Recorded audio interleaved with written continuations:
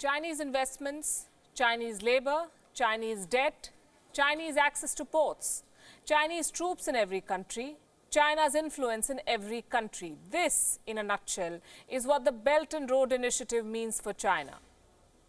From Italy in Europe to Cambodia in Southeast Asia, the long arm of China extends everywhere. China wants everyone on board. It wants an international network of highways and waterways, but will it accept international regulation?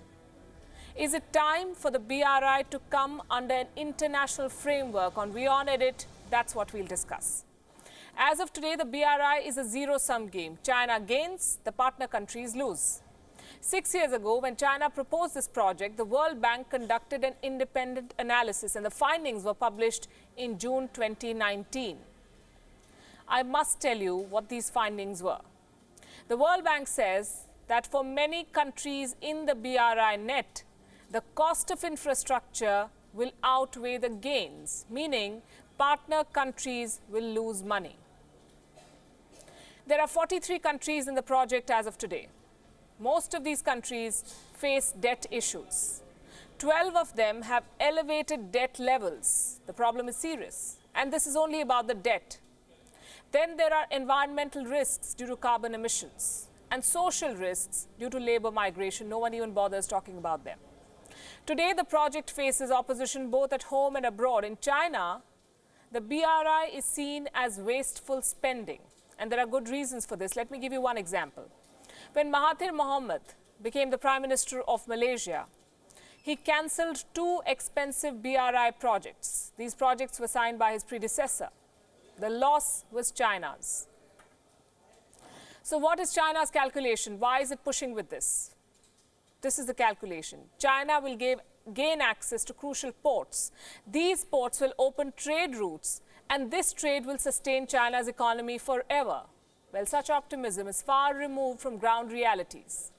Let's also talk about partner countries. Sri Lanka, Malaysia, Laos, Indonesia, they're all suffering. Inability to pay debt, high project costs, land clearance issues, social unrest. The problems are many. The BRI is not just a debt trap. It is leading to multiple problems. It is leading to unintended consequences. China is simply buying influence through indiscriminate lending. And it works because China does not bother with scruples or scrutiny. It doesn't require you to meet high standards, unlike the IMF and other international lenders who follow rules. China just doles out money. It does not ask uncomfortable questions. It doesn't talk about corruption. It doesn't talk about human rights or financial strength. What does this do? This liberal lending from China fuels corruption in many countries. So BRI member countries have a total population of 4.6 billion. 4.6 billion people, that's 61% of the world population, $29 trillion. That is the combined GDP of all the BRI countries. This is the scale. How can a project like this not attract global regulation and close scrutiny? Already there are reports that China is planning to deploy troops in these member countries using their ports.